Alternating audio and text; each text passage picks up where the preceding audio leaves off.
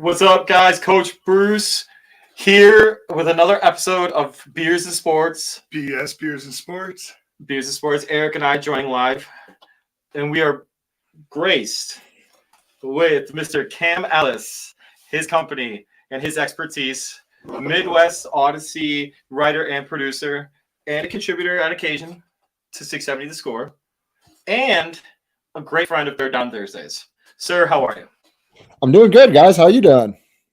Hey, man. Awesome. Cam, we got to be transparent to start. We're like little kids every time we get to do this with somebody who's a professional in the business. And it means a lot to us that you take your time out of your schedule, which especially at this time of year with the NFL draft starting tomorrow, to come on and do this with us. We're really humbled and we're grateful for it. We want you to know that off the bat. Oh no! Please don't say anything. That is going to make me feel terrible. I love coming on with you guys. It's always good to chop it up, and when finally, it's been such a boring couple months in the NFL, so it's nice to sort of I feel like I'm sort of shaking the rust off here, starting to chat with people about football again. Awesome, man. Awesome. We're going to do what we can to make sure we don't mess up any of the rust getting off of you and making sure that we can make sure it's clean and making we're transition. just conduits for him, man. We're Exactly. just helping him ease back into this thing. No one gives a fuck about us, so we're all good.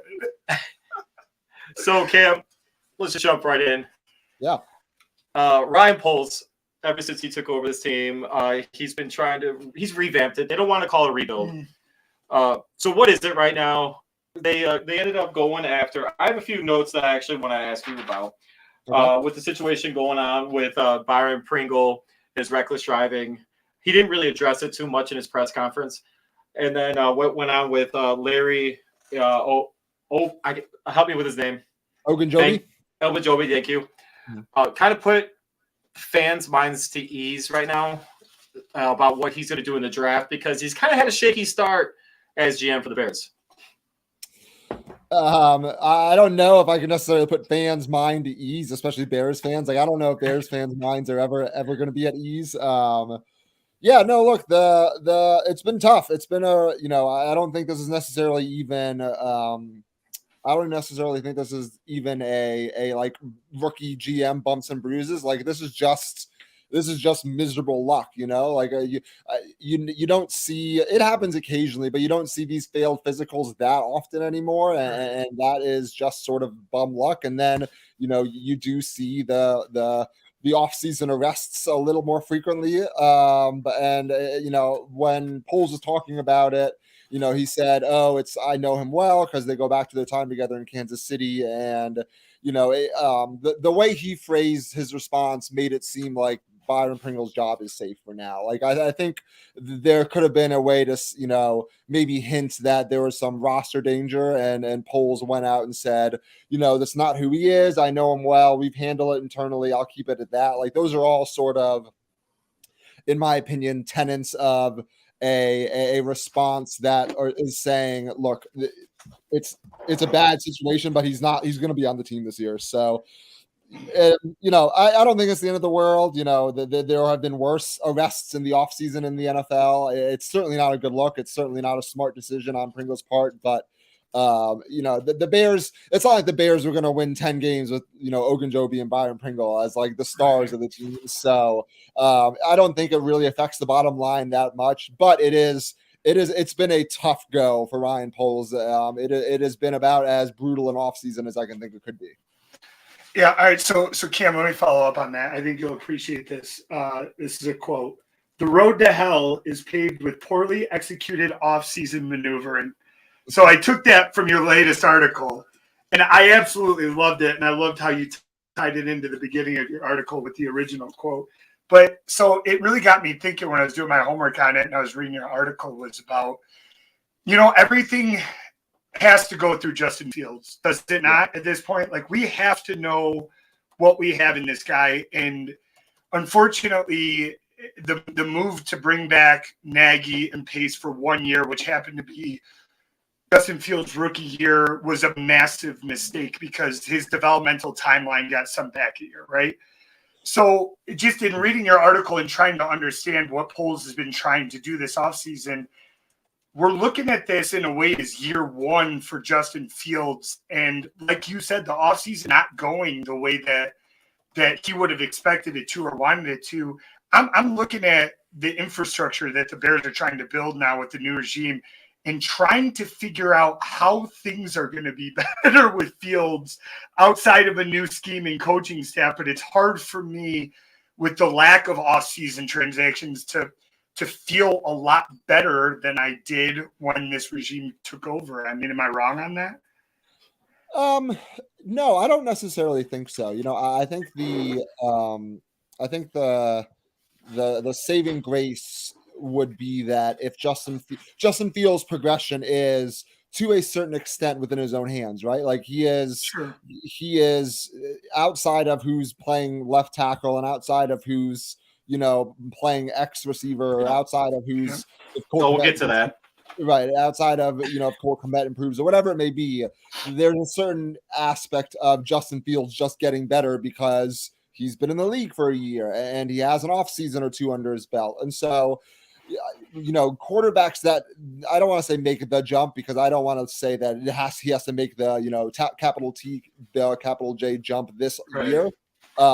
But when quarterbacks improve, they bring teams along with them. So I think if you're a believer in Justin Fields, even if this hasn't been the glorious offseason that people necessarily wanted, there's a silver lining to the idea that even if they are only, even if they're 50% worse on paper than they were last year, that Justin Fields' ascension continues to sort of mitigate that. So I think there are real concerns about the team. I think that the offense looks pretty bad right now. I don't see more than 4 or 5 wins on paper right now. But you know, if Justin Fields is good and or at least better, the Bears are going to overachieve based on what we all sort of expect right now. And I think that is, you know, there have been years when the Bears, you go, oh my God, who's playing offensive line because the Bears quarterback sucks like that. And that's truly when there's no hope whatsoever. So I think that there's always, as long as you have a quarterback like Fields who is not yet a proven commodity, either good way or bad, there's some hope that he may sort of, you know, ride like, the rising tide lifts all boats sort of deal. I don't think it's going to happen in one offseason. You know, I think that everyone in the Bears organization sort of has their eyes peeled on 2023 in terms of draft capital and cap space. And I think that's sort of, if Justin Fields shows progression this year, that's next offseason is the one where you hit it hard and sort of build a playoff contending team.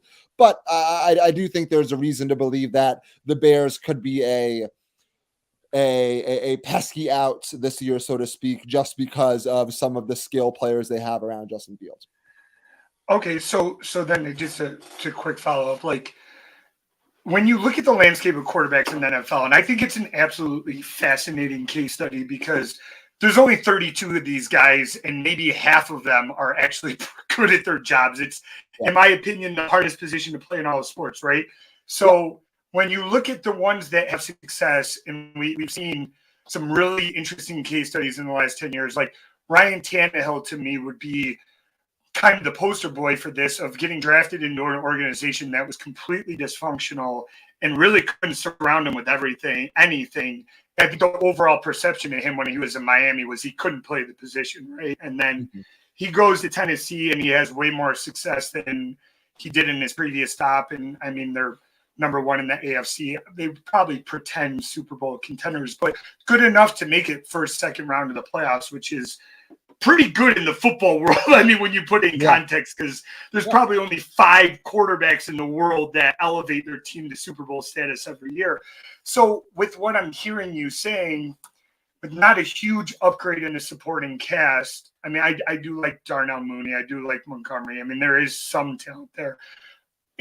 Can Bears fans find some solace in the fact that we're bringing some schemes into our organization that can do for quarterbacks what we've seen with some of these other young quarterbacks? Like New England can be an example, right? Like Mac Jones probably overachieved last year. Because it's a system. With the system. They put him in great positions to be successful. They do what he does well, and they take a lot of pressure off him.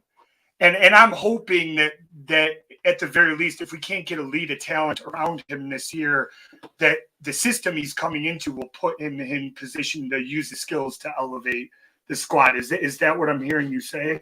Yeah, no, I definitely think that's a good point. I think that, I don't think it takes a genius to watch all the games last year and see that the Bears didn't really care about what Justin Fields could do as a quarterback. Like it was very obvious that it was very obvious who was calling the shots and who wanted to be known as the key to the Bears offense, if that makes sense. And Justin Fields was not put in any real positions to play well. And, there's probably an argument to be made that, transcendent quarterbacks sort of push through that. But it's like it was a rookie year and he couldn't even really get a guarantee that he was the starter over Andy Dalton, who was also not playing well. Like it was just it was a mess. I don't think any rookie quarterback is going to go into that situation and play well for an extended period of time. I agree. So yeah, Matt Eberflus seems like, while he doesn't necessarily have the offensive resume that, I think is very in vogue with NFL hires right now. What I like about him is that he seems to know what he doesn't know, right? Like he seems to know. He trusts that Luke Getsy is going to come in and just handle it. And there's going to be some aspects of, the head coach is sort of the CEO. And I'm sure that, Eberflus is going to have some say in the offense, but he knows that, this is Luke Getsy's scheme. Like that it's going to be Getsy and Fields that are sort of making this offense into what it will end up eventually being. Sure. And at voluntary minicamp, they were talking all about how there's a comfortability to this offense that there wasn't last year, and that they are tailoring schemes and plays and drives all around what Justin Fields can do as a quarterback. They're not saying, hey, I have this great script of 20 plays, Justin, I hope you can make these throws because you have to, right? Like they're going, hey, Justin, what do you do well as a quarterback? Let's script these plays based on what you feel comfortable doing. And that is sort of how you bring a quarterback along these days, And I think that the goal is that it gets to a point where they're not necessarily just doing, if it's boots or if it's half field reads or if it's timed throws or whatever it may be. There's it's sort of like the Mitch Trubisky thing. Like remember when Mitch was good and it was only because he was doing two things half the field. Yep. Right.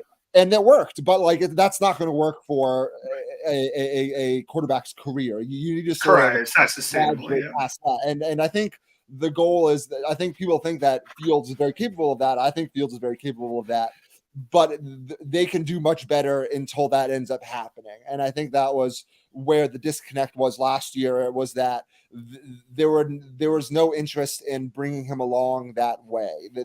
They sort of just wanted him to be a 3, 4, 500 level player in Matt Nagy's scheme immediately, instead of getting him comfortable, getting him in a rhythm, getting him feeling like he's in a good place with the pace of the game. All these things that are not necessarily field specific, more so they are just young quarterback specific. And so I think Getsy and Eberflus seem to have a much better sense of what it takes to nurture a very talented but albeit young quarterback versus Matt Nagy, who necessarily didn't have that type of bedside manner, so to speak, and also was feeling a little bit of pressure to win immediately. Like you're going to cut some corners if you need to win a 10 or 11 games, which Matt Nagy needed to do. So it's a much more optimistic place for the Bears to be in, while also a much more patient space for them to operate within.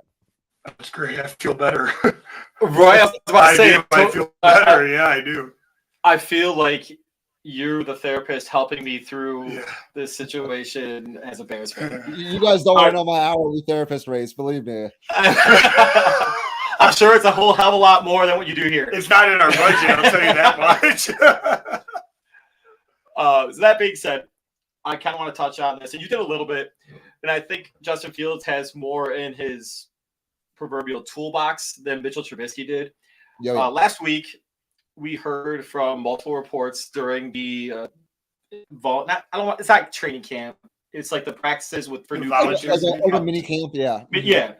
Mm-hmm. So he had a bad 7-on-7. Mm-hmm. And I recall previously with Mitchell Trubisky in his second or third year, he was absolutely terrible in training camp. Is there any correlation we can make to that, or should I just shut up and just let Justin Fields grow with this new office?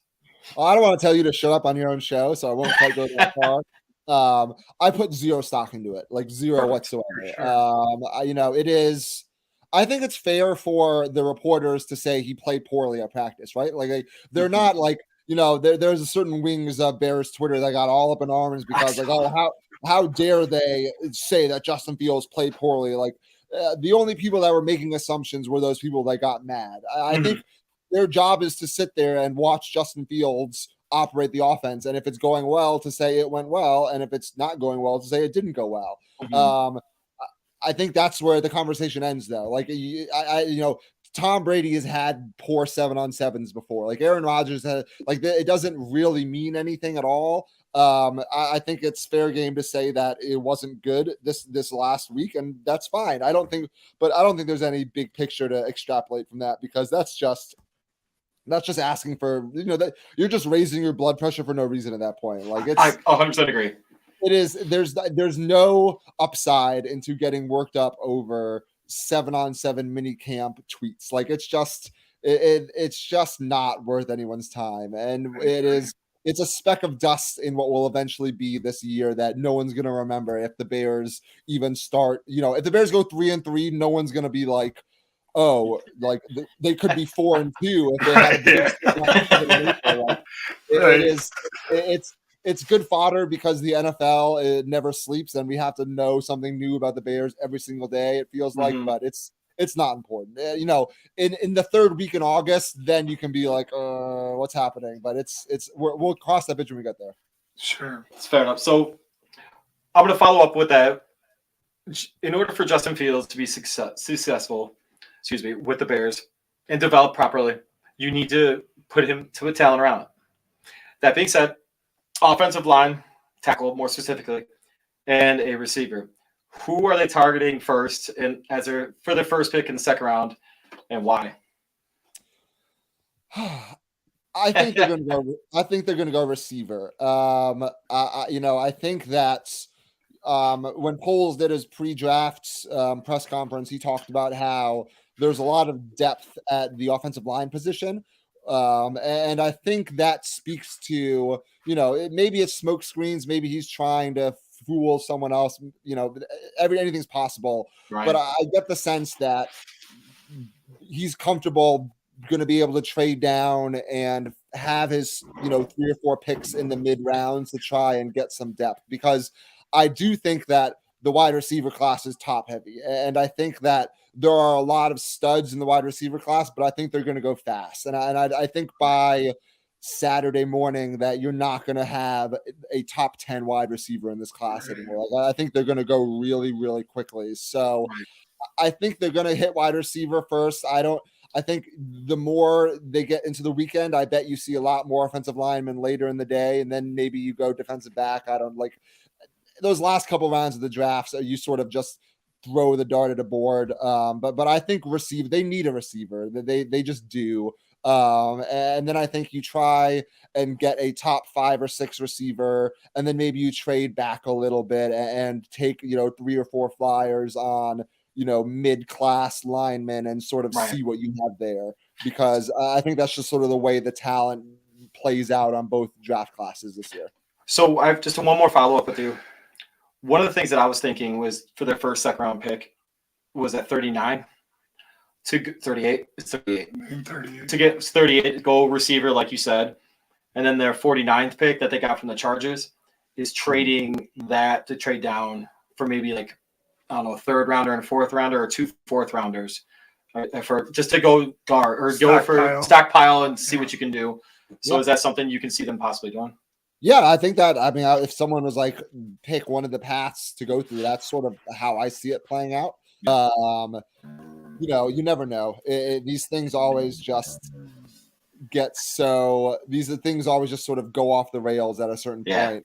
But yeah, I think if I was running the Bears, that's sort of the approach I would take, because it seems like they have the ability to test the depth of the class a little more on offensive line, versus there's a lot of pure, day one, day two starting caliber wide receiver talent, but then it falls off pretty quick after that. So I think you go get a big bodied guy. You go get someone who basically replaces Allen Robinson, and then you fill it out with some mid-round mid-round linemen, and sort of let everyone try and win a position in camp. Agree. So Cam, I think it's kind of cliche, but I think most organizations are going to tell you around this time that they're going to go with the best player available on the board. Do you see a scenario where, we always see guys fall. We always see first-round talents drop into, this range, the 30 to 39 range where the Bears are in. Do you see a scenario where maybe there's a player at another position, like a cornerback, or like a really high-end offensive lineman who slipped way further than expected, where Tyler Linderbaum, the Bears go with that strategy rather than go with wide receiver? Or do you think this is like truly a case where there's an enormous hole and we're just going to take whoever's best available at that position no matter what? No, I think that's a good point. I think if a premier lineman slips, I think the Bears jump immediately. I don't think they will reach for one, just based off of sort of reading between the lines of what Poles was talking about and sort of listening to him talk about it. I'm not sure that they're gonna do the old Ryan Pace, trade up at the last second. I do think that if there is a consensus day one lineman that falls for whatever reason, and he's still on the board at the Bears, yeah, absolutely. And I think that'd be a smart decision, because the Bears also desperately need offensive linemen, and I think there's a very good argument to be made that it doesn't matter. I know that it's sort of the Jamar Chase, Penei Sewell situation where who you want to go with, and I think there are good arguments to be made on both sides. But the Bears need an offensive lineman just as bad, if not worse, than they need wide receivers. So I think best player available is, like you said, it has sort of become a cliche, and I think that cliche doesn't necessarily take in positional need. Like, the best tight end available, even if he's higher on the board, isn't as probably valuable to the Bears as the fourth best offensive lineman, right? So it is more of a positional value to me than it is best player available in a vacuum, because the Bears don't need the best quarterback available. The Bears don't need the best edge rusher available. It'd be nice, but they really, I think they really need to go after, like you said, the linemen, the wide receivers, that kind of position. Very cool.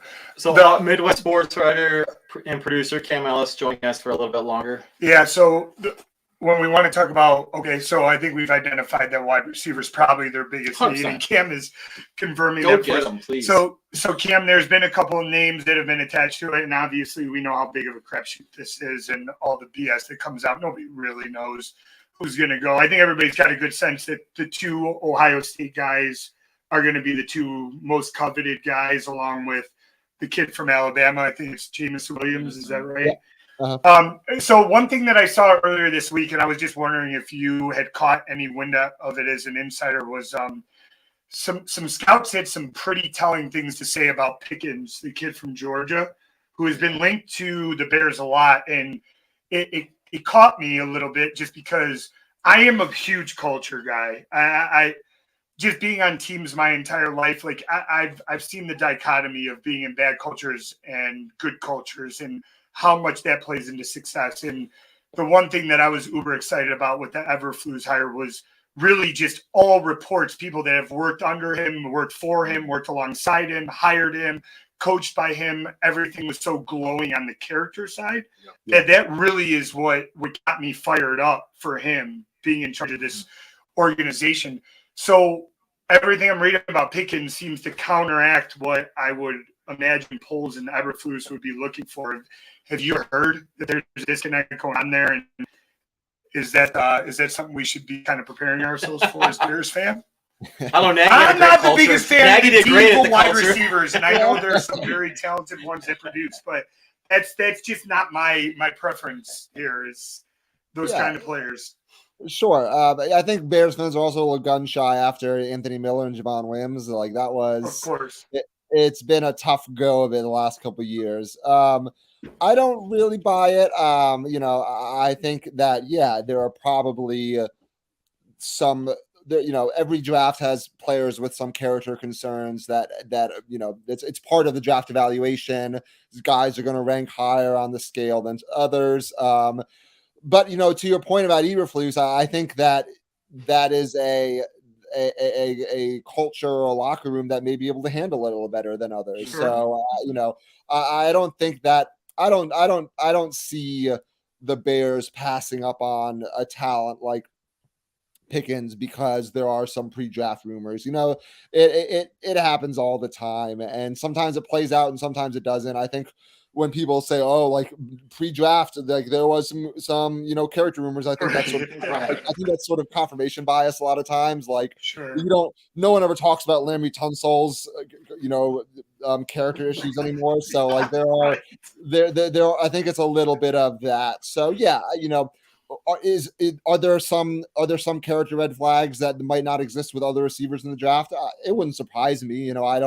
I don't know specifically. I don't know. I haven't talked to anyone specifically about it. But I don't think that's going to stop the Bears from, especially at wide receiver. If it was in the 7th round and it was a safety, and maybe that's when that comes into play a little more in terms of the decision making. But I think at 39 or 38 or whatever you guys said, I think you sort of just go with a very talented receiver and you sort of make it work. You hire Matt Eberflus for that reason, right? Like you hire him to be a guy that can take some of these players and all the players really and sort of create this bond. And I think the Bears locker room is still a pretty strong one in that sense. So I don't know. Maybe I'm totally wrong about this. Maybe they go, no, we're not going to touch that guy with a 10-foot pole. But I don't see that being a huge calculation, especially in the early rounds. It's amazing what talent can do for you, right? Yeah. It'd be nice. All right, Cam, I know your time is precious, but before we let you go, I have to ask you, who is the Chicago Bears' first pick tomorrow? I'm going to say – man. Yeah. I'm going to say Treylon Burks. I think he's sort of the wide receiver from Arkansas. I think he'll be there on the board. I think he's a big, he has the size that the Bears wide receiver room doesn't have right now. He's got some speed to go along with it too. I think from the scouting reports I read, his speed for being a 6'3", 220, 230 pound guy is pretty unique. I think that's sort of the kind of physical receiver the Bears really, really, really want for Justin Fields. So I'm going to say Treylon Burks. And if I get it right, I'm going to do 1,000 victory laps. And if I get it wrong, I will just deny it ever happened. Hey, man, if he gets it right, I'll be stoked because I love that right here. Yeah, right. If I get it right, I'll come back on this show and we'll just chug beers all day. Yes, exactly. That'll be our chug of the week. Absolutely. Hey, so at some point, Cam, we would love to have you do a beer review with us. But yeah, absolutely. We know you're not in the area right now, but at some point, we'll definitely hook you up with something. And would love to talk to you more about sport with the Bears and actually the NFC North even. But like I said, your time is precious and you got some work to do, man. So thank you so much. Thank you, man. Enjoy the draft, man. Thank you. I had a great time. Well, you guys enjoy the draft. I hope all your big boards come true, and we'll talk soon. We'll see what happens. Thanks, Ken. Have a good one. Have a good one, guys. See ya. Dude, I love Ken. He's awesome. That is so fun. The nice thing about every person that we've had on are legit good people. Yeah, he's a good dude. Like, there's no assholes. He's a talented dude, and I was telling you this actually pre-show. I like my main experience with him is as a producer, listening to him on the score. And you had actually told me earlier when we confirmed him as a guest that he writes for Audacy, and I actually made it a point to go read some of his articles. And I read a lot of stuff. His articles were very, very good. So I was very impressed by him, and I'm excited that we were able to have him on. That was good stuff. 6'3", 225. Yeah, as soon as he said him, I could picture the guy, and I was 225. pretty stoked about that. So we'll see. We'll see what This happens. whole Man. thing is. We won't get into it yet because when we do our show tomorrow, we're gonna do a lot of talking about the Bears' potential draft picks and fun draft picks and this, that, and the other. So it'll be some fun. But like I said, good guy, great person. Hopefully they go receiver first. That's what I want them to do. I don't know about you. No, I agree. I was just really encouraged by some of what he had to say. Just it made me feel better. Situation. It made me feel so much better. Just helped me understand kind of where the optimism is coming from now, and hopefully we see some progress, man. Hopefully we see some progress.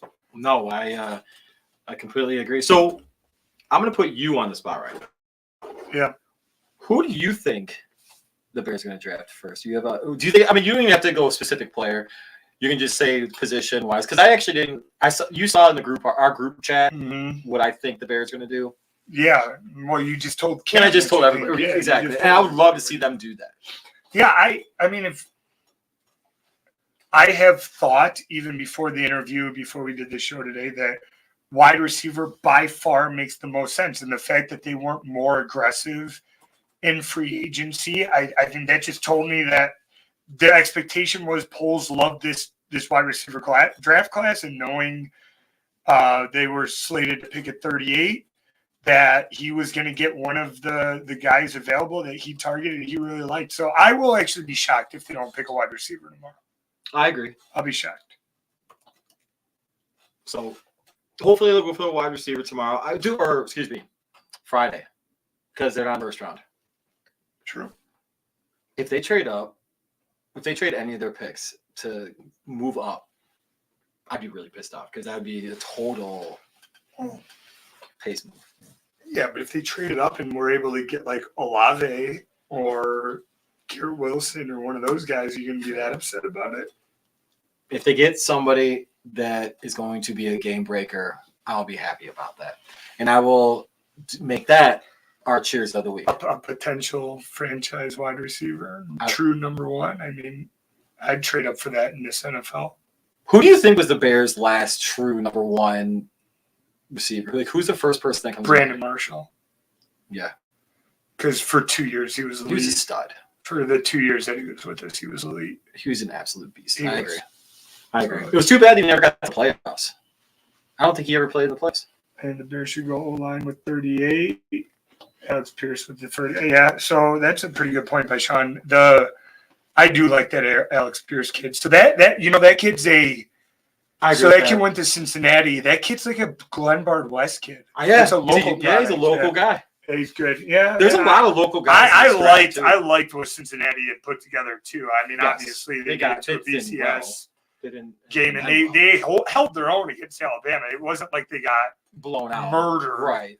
They didn't get Notre Dame because Notre Dame gets murdered every time they get to the Final Four. It's just they held their own. They just struggled to score, which I think is, I think that's pretty typical of the talent gap between the two conferences in the program. They played great defense, Alabama. When you watch the game, now that I'm thinking about it, I didn't think the gap between Alabama and Cincinnati was the first stringers was wide as it was pretty equal, but it's those second, third. You know what I'm saying? They've got 5 stars backing up 5 stars. Right, like, exactly. What are you going to do? And with that's that where you're going to fall. That's yeah. where you're going to lose from it's games ridiculous. like that. So, no, I agree. And great review and great job. But I think it's time we make that transition to our beer of the week. Yeah, let's quickly get through the beer of the week so we can talk more sports. I agree. Yeah. I agree. All right. What we're doing today, guys, is a brewery out of Waunakee, Wisconsin called Humble Forge. I wore my Bears Tom Waddle jersey because of this. Because it's out of Wisconsin. No, but I just thought it. Okay. I was going to say, man, you did some hard thinking about this. No, not at all. All right.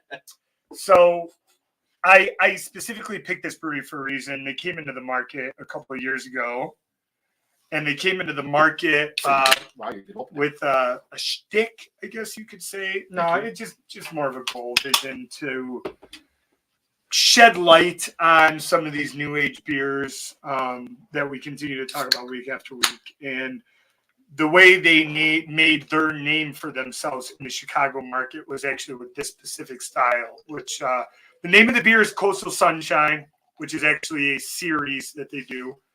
And really what it is a fruited sour series. Ooh, I can smell the sour. So this is going to be the first sour that we've tried on the show. But this is not, in context, this is not what a true sour is. This is just, like I said, this is more of the innovative new age way of doing it. And really, without going into too much detail, at its core, a sour beer is a beer that has gone bad. Basically what it is they use a yeast that acts as a souring agent. So in this specific beer, the base beer, when they actually kettle it, which really means they boil it in a kettle, what they do is they add lactobacillus. And if anybody knows what lactobacillus is, it is absolutely the biotic strain that's in yogurt. Yeah, it's in yogurt. It's a probiotic, but what it really does is it turns the sugar into lactic acid, and it creates a souring agent, which is one of the quickest ways to make a sour. But what makes the style, that's just the beer at its base. What makes the style is the fruited part, and they actually call it a fruited smoothie sour. Ooh. This one is tangerine, passion fruit, mango, and sour sup, which I've never actually heard of sour sup. I saw. Okay, so I won't. I had to do my homework. I did a little cheating. So for the past couple of weeks, I've been cheating on this website. It's actually really awesome. I don't want to give that. Yeah, no beer advocate. Now you're giving. It's the beer advocate. So I've been looking at that, and anyway, so the first thing though, right away, as soon as I poured it, the first thing that hit the nose machine was the mango. Oh, yeah. It wasn't the pineapple, surprisingly. No, the mango. It was the mango. The mango hit right away. It's not bad. 2 sips. Everyone knows the rules. Dude, at the end of the day, I mean, they are called smoothie sours for a reason. So they drink like smoothies. So they add fruit purees. So again, this is tangerine, passion fruit, mango, and sour stuff. So good. So they add a bunch of purees to the beer. And one of the other things that they do is they add lactose. And yes, it is the milk protein that you probably triggered in your brain when I said the word. And what lactose does in a beer is actually pretty cool. Lactose is a sugar. It's a protein, but it's sugar-based that is actually unfermentable. So that means the yeast can't eat it and turn it into alcohol. So what lactose does in a beer is it actually gives it texture. It gives it creaminess. That's all it does. So if you see lactose in a more strawberry marbles, which those do have lactose in them, the only function of it is to add a little bit of sweetness and to add body and creaminess to the beer, which is pretty cool. So this style has become uber popular in the last 2 years because they're basically smoothies and alcoholic smoothies in beer form is what they are. And this is just as delicious as I thought it was going to be, and I could literally have this for breakfast. So I'm finishing up some social media real quick. I apologize. Anyway, I love this. And we all know that I'm a big time fruit. You are. I love this. I think this tastes so good, and we haven't had anything like this yet because it's the first sour. Yep. And the sour flavor really subtle. Like a good comparison that a lot of people use is it reminds them of sour candies, which I feel like is. I almost think the smell is it's a little bit more harsh than the taste. And I don't mean harsh in a negative way. I think the smell is a little bit more abrupt right away on you than the taste is. Okay. As far as the sour, the sour. Oh, I agree with that. It's way more prevalent on the nose than it is. Yeah, than it is. No, 100%. No.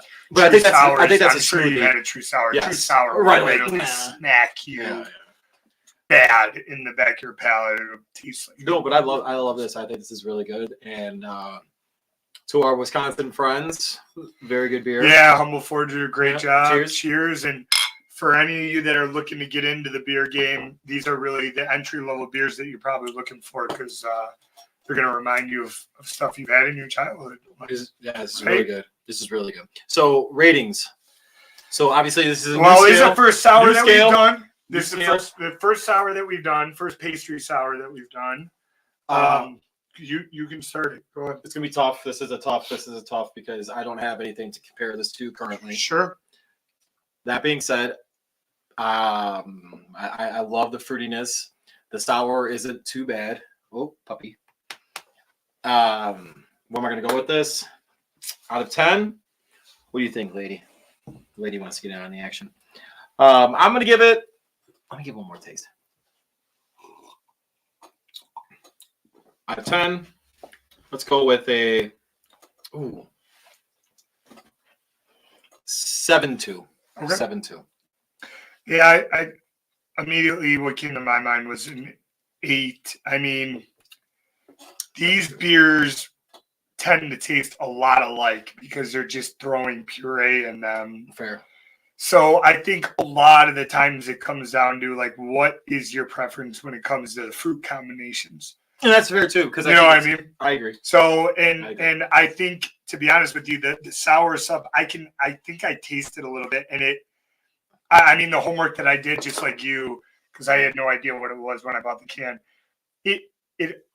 It also used in like bitters. Like I was having a hard time trying to figure out what the actual flavor profile of the fruit was, but I taste something in there that cuts through the sweetness a little bit. Bitters. Which I'm not saying that's bad. I'm just saying it's good. I've had other fruit combinations from beers like this that I probably prefer better, but this is still extremely well done and extremely tasty. So I think an 8 is a fair rating on it. 8. I'm a little harsh then. Well, you'll find out. You haven't had as many as I have. That's fair. Right. So I love how Lady's making her debut on Beers and Sports right now. So guys, I know she's came in on our Third Down Thursday stuff. So she's making her debut. There she is. She's the mascot. There she is. Hey baby, you're the mascot. You've earned it. She's a great little girl. All right, get down. Come on. All right, where are we moving to? All right, so guys, our next thing that we're going to talk about. Cards, bitters equals nuts. I like that one. Oh, hold on. Jason, I like that. What you got? Fruit equals cards, bitters. That's good. So do the Astros. Astros equal bitters. Anyway, so as we progress, as we go through this, the next thing that I really think would be a great thing to talk about, they're playing right now. And unfortunately, I don't think the results are going to be what Chicago Bull fans want. I wanted them to at least get out of the first round. I thought they had a chance to get out of the first round. There were conversations in Chicago sports radio stations this week talking about how I wish we had our Grayson Allen, like if we had that type of guy. Hold on, hear me out on this. They were like, oh, we should have a guy like Grayson Allen off the bench, defense, and hit shots, and this, that, and the other. Here's my thought. If Lonzo Ball is healthy, you have that guy in Caruso. You have that guy that can come off the bench and give you significant minutes and give you that pop of scoring potentially and some kind of like support. You know what I'm saying? Yes. Because the problem is like you want that one guy, and you have your injury team, like it's injury plagued team. It's been just bad. Yeah, but dude, anybody who thinks Grayson Allen is the difference in the series is nuts. No, I'm not disagreeing with that. He's just reaping the benefits of who he plays Giannis alongside with, and the fact that we have piss poor perimeter defenders. So I think you can make the case that with Ball, Grayson Allen wouldn't have been doing what he did. Agree. In games, what was it, 3 and 4 home games? But at the end of the game, we learned in those 2 home games what we thought about the Bulls. They were overmatched. Zach LaVine, and I'm going to ask you this question. I'm going to say it. They fucking lost Chris Middleton, bro, and they destroyed us. Like without, like it was nothing. The talent they got better. Is extremely wide. They did get. They got better. They did get better. It was amazing. I know, but like they lose a guy like that, and they still absolutely destroy us. It was ridiculous. And they forced us into playing their style, and they took away everything that we do well. They can't go to the basket. Well. They try to take away the mid range. They do nothing. They make us shoot threes. We're not a good 3-point. So Rob Schaefer had a great article out there. I don't know if you saw this, but Rob Schaefer put out a great article talking about how the Bulls, with open 3-pointers, which is, I think he said, between 3 to 6 feet, they were at 20%. Dude, that's how I play the Bulls. 20, like, go ahead, shoot. How else? I mean, that's how I play the Bulls. That is brutal. I mean, you're totally good with Patrick Williams and Derrick Jones Jr. shooting threes out of the corner. Like, that's not gonna. If I'm Patrick Williams, That's not my a ass is in recipe the to gym lose. with the freaking shooting gun, shooting over 500 threes at the end of it. Like, I love him. Dude, he's I do got a not lot want- of time to develop. Exactly, and We're I just want talking them to about keep the going with series. it. I think we're talking about the series in the micro, right? And in the micro, we learned what we thought. They played a lot better in game 1 and game 2 than I thought, but I did think in game 1 that was a function of really bad shooting. They needed because the Bucks shot, I think, 27% in game 1 from 3 on 39 attempts, and we both said it. They're never going to shoot that bad the rest of the series. And when they came to Chicago, they didn't shoot that bad. They actually shot lights out, and they got every shot that they wanted, and we were done. So I know Zach LaVine's hurt, and I agree with you. And like this, I want to touch on this, and I know I'm jumping the gun without not like even responding to what you just said because I 100% agree with it. But is Zach LaVine worth that max contract? And I'm not saying he's elite. He's an elite scorer when he is healthy. I think it was 12th in the NBA. Yeah, at one point, him and DeRozan were both in the top 5. Well, he finished. To start the year. Agreed. He still finished at 24 points a game. Correct. He was like, and he's hurt, 12. and I'm going to take that. But before our show, I was talking about this. I wanted to see at least one quarter of him dominate, or I wanted to see a half, or I wanted to see a game. And I just felt like, and you saw it a little bit in the season, he would tuck himself into the corner when DeRozan would take over fourth quarters during that stretch where he was absolutely a beast. Right. I agree. But every time. So when we started to see him doing that was really when he got hurt. Okay. That's fair. So, I'm trying to be objective because I feel the same. There have been times during this series where I was like, F this, I don't want to give this guy the max. Right. But enough people have reminded me and just, my passion for this and reading about it have reminded me, and the guys on the Bulls beat are really the ones. He's just not healthy. And it shows. He's not springy for 48 minutes. True. He picks his spots. No, that's true. There are times where I've texted you during games where I'm like shit, he looks real springy right now. Like, is he really injured? But like, if you really look at the sample size of when the injury happened, and it's been a big sample size. Yeah, I mean, he left to go to LA to make sure everything's had okay. a full 48-minute game that was anywhere close to what he had before the injury. I'm curious. I don't think he has. I can't remember one where you felt like this guy was legitimately. I felt like in the beginning of the year that he had games where you felt like he was legitimately taking over and he made his presence felt in a way where you knew he was impacting winning in a big way. I agree.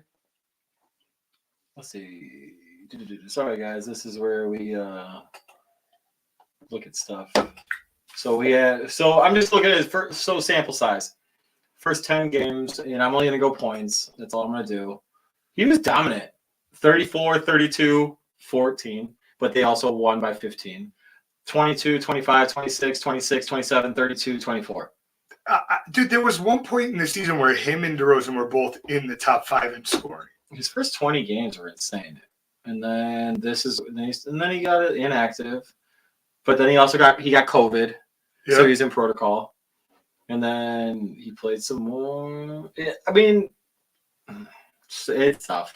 It is tough. Because here's the flip side of it. You have a 27-year-old who, even when he's not at full health, is the 12th best scorer in the NBA on a playoff team. Here's my question: where do you allocate the money to?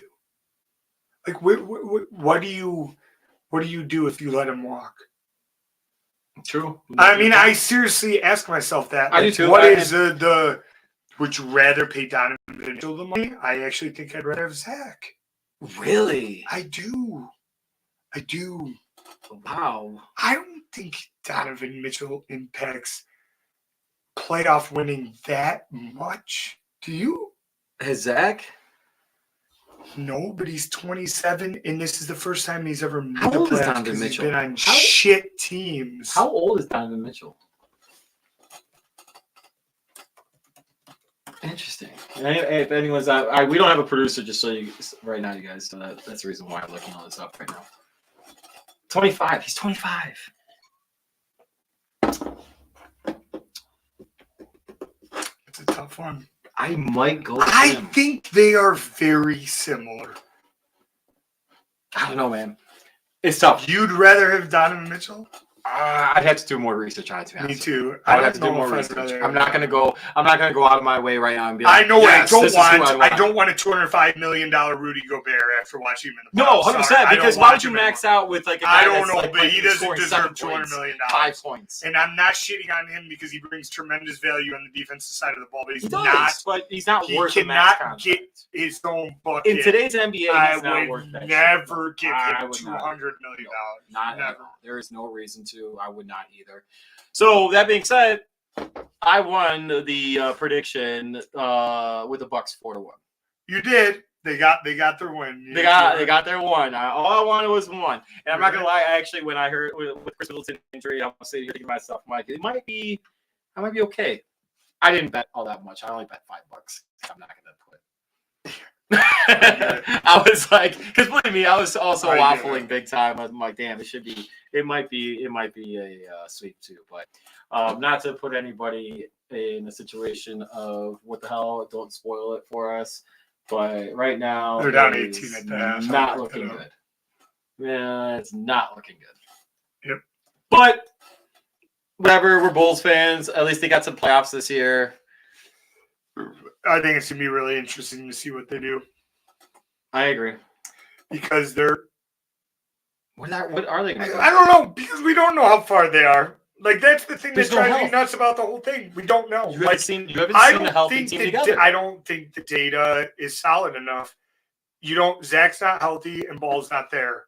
Period. Exactly. And they were a I different think team those with two Ball. things could be a Totally complete different team. game changer. Totally different team. If Zach was healthy and Ball was playing. What does Vooch's contract look like? Do we know like how many years he has left in it? The only reason why I asked that question, and I'm gonna call myself on this. I'd move him for 8, and I'd move him for any of the guys that they've proposed. Have you seen some of that? I have not. I haven't looked at it as much as I should. There's been other extenuating circumstances. Yeah, one of the rumors is because their sons aren't going to give Ayton what he wants. There's kind of a sign and trade type scenario there. I'd take Ayton in 100%. in a heartbeat. Yeah, DeAndre. Yeah, done. I'd be in for that. No, I'd be okay with that. I think Vooch has 2 years left on his deal after this one. I think. Let's check this bad boy right here.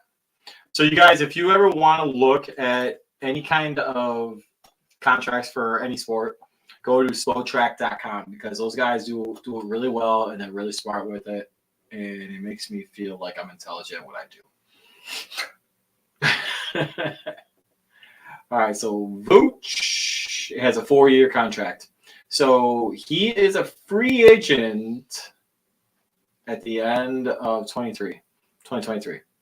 Oh, so he's got 1 year left. That's a good thing. That is a good thing. Bye, buddy. I think that lines up with Joker's contract too. I think the year that he comes off the book, Joker becomes. And I said this a long time ago.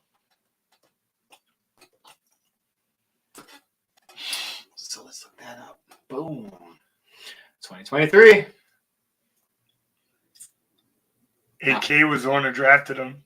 I would go at him. Oh my god, I would go at hard as a mug. Yes. Because if you max out Zach LaVine and you have Lonzo Ball, DeRozan, okay, he's what? He'll be 34 at that time, 35. Okay, you might have like. It's all right. 15 points per game. Whatever. No, you probably still 20. have more in this NBA. Yeah. Done. Perfect. Done. And you have this Jokic. And Patrick Williams has another 2 years under his belt. Done. Hey, you guys heard it here. I'm going to say it. I want Joker. I want Joker. I want Joker, bro. All right, you guys heard it. Beers and Sports. I predicted on Third Down Thursday months ago. MJ gave me shit. You made me feel better about that. I think the Bulls are a free agent destination now. I agree with AK. AK is awesome. I think Denver better get their guys healthy next year and show that they're good enough to make a run. Because if they aren't, bye. See ya. I agree. There's gonna be a lot of guys. Deuces. There's gonna be a lot of guys out. Great. I'm totally okay with it. So overall, I think this means the season is a success because I think these options are legitimate for the franchise. And I think it gives them and all those guys that we talked about, Lonzo Ball under contract, Caruso under contract, Zach LaVine potentially under contract with the thought process of what the hell else are you going to do? Patrick Williams under contract with his rookie deal still, I think, at that time. I have to double check on that because I think it's 4 years for a rookie deal. So you should be fine. You should be fine anyways. So, man, that could be some fun. I shouldn't get my hopes up. I'm getting excited and shit. Okay, cool. But, yeah. Anyway, so I think we should make the transition. So that the excitement of that moment makes me lead into our cheers of the week. And let me tell you something, guys. I'm gonna make sure that we I guess spell this out right for the introduction to our cheers of the week. So we made a collective decision on this, and I thought it was absolutely hilarious. There was a fight in baseball, and during said fight, usually you would always see someone like sprinting out onto the field, or you see players from the bullpen, respective bullpen, sprinting out, usually late. Someone made it a lot faster than any other guy. So this is footage from today's game. It was today, wasn't it? It was today. So today's chug of the week. I don't even know what player it is. Do you know who it is? No, today's cheers of the week. Excuse me. Oh, it's a cheers. No, we're doing cheers of the week because this boy has got his teammates back. My fault. My bad. That was my bad. Yo, I'm a baseball player at heart. I'm a hooper, but what's a hooper in the baseball sense? What is that? I'm trying to figure that out. I'm a grinder. You're a grinder. Is the definition of a hooper, like a gym rat, right? Your archetype is grinder. Yeah, I'm the grinder, exactly. And I absolutely love baseball, and I think bench clearing, whatever you want to call them, are so fun for the game. Right, so I don't care about what Karen said about that whatsoever. Video is provided by Major League Baseball on Fox. Yep. So don't mess with us. This is our boy Giovanni Gallegos. There it is. All right, guys, real quick. This is our cheers. Come on, play it. Oh yeah. Oh, so yeah. that's Nolan Arenado. Watch this. There it goes over the fence, baby, and now he's chugging. Go! That's a boy that wants to get his teammates back right there. Oh, boy. All right, we got to show that. All right, one more time. Giovanni Gallegos. I love it. One more time. Bro, I won't play with you. One more time. You got my back, dude. Look at this. He's out there. Our cheers of the week. That's Nolan Arenado. That's one of their best players. He's like, fuck the door, bro. I'm going over the fence. Fuck the door. We don't need no doors. Going straight to the scrum. Oh, my God. This is amazing. That is our cheers so of the amazing. Week. Cheers to Giovanni Gallegos for having your teammates back, bro. We love you. I love it. I think that's amazing. I want to watch it one more time. Major League Baseball on Fox. Thank you for the video. Yeah. There he goes. Bye. Everyone else. And now he's chugging. Bro, I hope you run polls like that. I love it. Oh, and there's a puppy. Lady loves me. All right. And just as good is our chug of the week. Okay, so real quick. All right, so this is our girl, Katie Castro. Oh, I think we should tell the audience, hold on, before you. I agree with this. He could, or if he tore something. Oh, dude, it would have been awful. I agree, Jason. It would have been awful, but he's still a G for going over the fence, bro. That's max effort. All right, so coaches love that shit. 100%. I'd be like, yeah, bro. Be more like that guy. Over the wall. All right, so our chug of the week. Chug of the week. All right, so I'll let you. Our girl. Okay, so this is transparently. I saw this on Barstool on Twitter a couple of days ago. Video by Barstool. Thanks, Barstool. Excuse me. Sent it to our group chat, and honestly, I got to be completely transparent about this. I haven't laughed at something this hard in a long time. And I think part of it too is the comment section, because the comment section. I didn't look. He did say that. I didn't look at it. But overall, so this clip was from 2015, but man, Katie Castro, like, I still feel for you, girl. I call her Like, Karen. I feel I have for no you, idea girl. who she is. All right, you got to play this. Oh, come on, sweetie. I got. Come here, Oh, I don't want you to get hurt. You okay? Let's go. All right, so real quick, here's a clip. And this right here is our chug. This is the chug of the week. 7 years later. Yeah. Oh, this poor lady. She's like, oh, look at her. She's like, I got this, but look how nervous she is. She's like playing with her finger. She doesn't know what's coming. She should be loose in the red corner. Boy. In the blue. And there's the pro. I'm gonna box your bitch ass. I'm gonna box your bitch ass. Oh boy! You see that, Bob? You see that, Bob? They call her Lima the Eliminator McFarland. This is bad news for Katie Castro. I'll be honest with you. I would not want to get in the ring with her. Either. No, bad news. Katie's look at her. looks at her. There you go. All right, here we go. Oh, look at Katie. She can't even make eye contact. Let's get her. Oh boy. Oh no. Oh boy. No. Oh boy. Katie, get her. No. Night, Karen. Yeah, Karen went night. Karen went night. So I guess this was not a sanctioned fight, but this was like an MMA qualifier. I don't know how that works.